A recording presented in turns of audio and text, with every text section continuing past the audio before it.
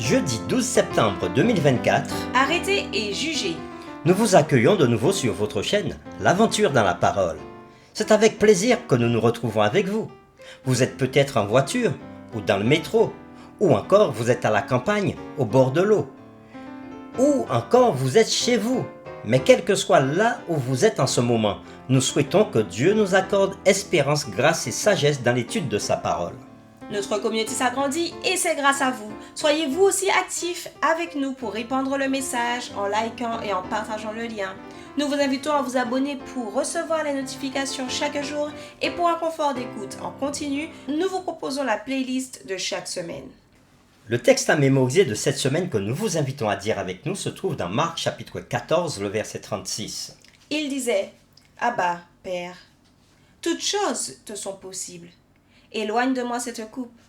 Toutefois, non pas ce que je veux, mais ce que tu veux. Nous vous invitons à le redire avec nous, Marc 14, verset 36. Il disait, Abba, Père, toutes choses te sont possibles. Éloigne de moi cette coupe. Toutefois, non pas ce que je veux, mais ce que tu veux. Pourquoi Jésus a-t-il été oint avec un parfum coûteux? Qu'est-ce qui pousse à Pierre à abandonner son Seigneur? En quoi la souffrance de Jésus était l'accomplissement direct de la prophétie? Les réflexions de cette semaine nous aident à répondre à ces questions. Et aujourd'hui, nous le faisons avec la séquence « Qui es-tu » Nous vous invitons à lire Marc chapitre 14, les versets 60 à 72. Et nous répondrons à la question « Comparez la façon dont Jésus avait réagi aux événements à la façon dont Pierre l'avait fait.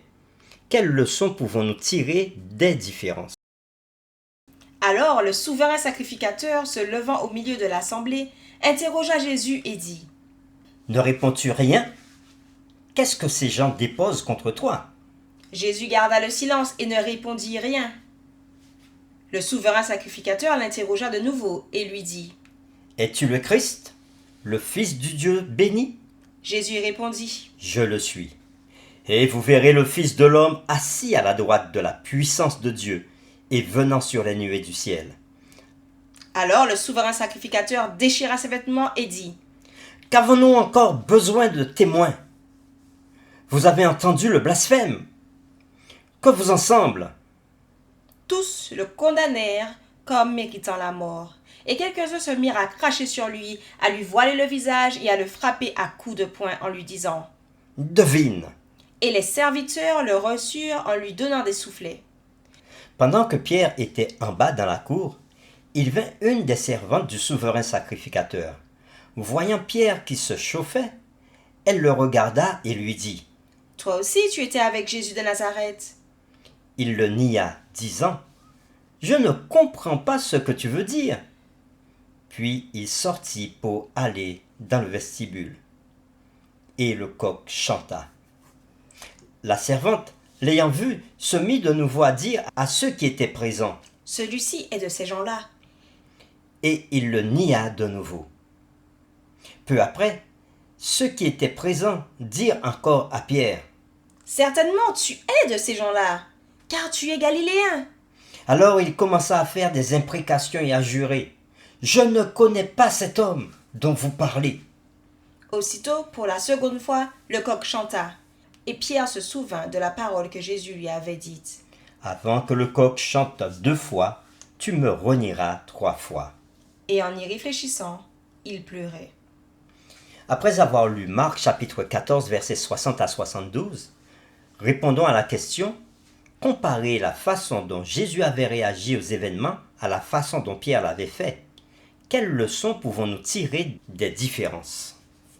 Marc 14, versets 53 à 59 décrit la scène où Jésus fut amené au Sanhédrin et à la première partie du jugement. C'était un exercice de frustration. À maintes reprises, les dirigeants essayaient de trouver un témoignage contre Jésus. L'auteur de l'Évangile note que les témoignages étaient faux et que les témoins n'étaient pas en accord. Finalement, le souverain sacrificateur se leva et s'adressa directement à Jésus. Au début, Jésus ne répondit pas. Mais alors, le souverain sacrificateur le mit sous serment devant Dieu et posa la question directe de savoir s'il est le Messie. Jésus admit franchement et ouvertement qu'il l'est, puis fit référence à Daniel chapitre 7 versets 13 et 14 concernant le Fils de l'homme comme étant assis à la droite de Dieu et venant sur les nuées du ciel. C'en était trop pour le souverain sacrificateur qui déchira ses vêtements et appela à la condamnation de Jésus, que le concile accorda immédiatement. Les dirigeants commencèrent donc à humilier Jésus en lui crachant dessus, en lui voilant le visage et en le frappant et en l'appelant à deviner. Alors que Jésus était à l'intérieur en train d'être jugé et de donner un témoignage fidèle, Pierre était dehors en train de faire un rapport mensonger. C'est la 6e et dernière narration entrelacée dans Marc. Et dans ce passage, l'ironie est particulièrement pointue.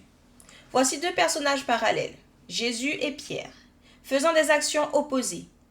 Jésus donnait un témoignage fidèle, Pierre un faux. 3 fois de suite, Pierre était abordé par une servante ou des spectateurs, et à chaque fois, il avait nié toute association avec Jésus, maudissant et jurant même dans le processus. C'est à ce moment-là que le coq chanta une seconde fois, et Pierre se souvint soudainement de la prophétie de Jésus, selon laquelle il renierait son Seigneur 3 fois cette nuit-là. Il s'effondra et pleura. Voici l'ironie frappante. À la fin de son procès, Jésus était voilé, frappé et avait reçu l'ordre de deviner. L'idée était de se moquer de lui, puisqu'il ne pouvait pas voir ce qui le frappait. Cependant, au moment même où il faisait tout cela, Pierre était en train de renier Jésus dans la cour, accomplissant l'une des prophéties de Jésus. Par conséquent, le reniement de Jésus par Pierre était une preuve de plus que Jésus est le Messie. Pour terminer, réfléchissons à cette question. Quelle parole d'espérance donneriez-vous à une personne qui, bien que voulant suivre Jésus, échoue parfois à le faire? Qui d'entre nous n'a pas parfois manqué de suivre ce que nous savons être la volonté de Jésus? Nous vous invitons à prier avec nous. Père éternel, merci. Merci pour ta parole une fois de plus qui nous montre que Jésus est le Messie et qu'il était venu vraiment pour donner sa vie afin que nous soyons sauvés. Il n'a pas renié le fait d'être le Messie devant la cour et devant le souverain sacrificateur, ceux-là même qui l'ont condamné à mort. Merci encore parce que tu nous montres que Jésus a fait tout cela pour nous. Et alors que Jésus comparaissait et dévoilait qui il était devant ces hommes, Pierre, qui prétendait avant qu'il aurait pu aller jusqu'à la mort pour Jésus, l'a renié 3 fois. Seigneur, nous prions pour que aujourd'hui tu nous aides à marcher dans ta volonté et à te suivre, non pas avec la même attitude de Pierre, mais bien au contraire, que nous puissions dire comme Jésus qui nous sommes et révéler ainsi ton plan à ceux qui ne te connaissent pas encore. Nous te remercions de nous donner cette force d'agir car nous t'avons prié au nom de Jésus. Amen.